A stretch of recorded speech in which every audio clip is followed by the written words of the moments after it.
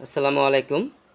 চলমান পরিস্থিতির কারণে গত কয়েকদিন ধরে আমরা যারা বাংলাদেশে বসবাস করছি তারা খুবই কষ্টে আছি।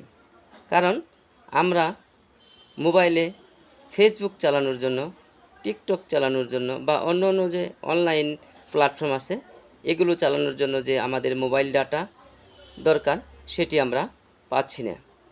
আমরা অনেকেই আজ প্লে স্টোর থেকে ভিপিএন ডাউনলোড করে আমরা ভিপিএন দিয়ে ইউটিউব, ফেসবুক এবং অন্য অন্য প্ল্যাটফর্মে ভিডিও আপলোড দিচ্ছি। এতে দেখা যাচ্ছে আমাদের অনেক সমস্যা হচ্ছে। আসুন আমরা এই ভিপিএন থেকে দূরে থাকি। যখন আমরা মোবাইল ডাটা পাবো তখন থেকে আমরা ভিডিও আপলোড দেব। Thanks for watching.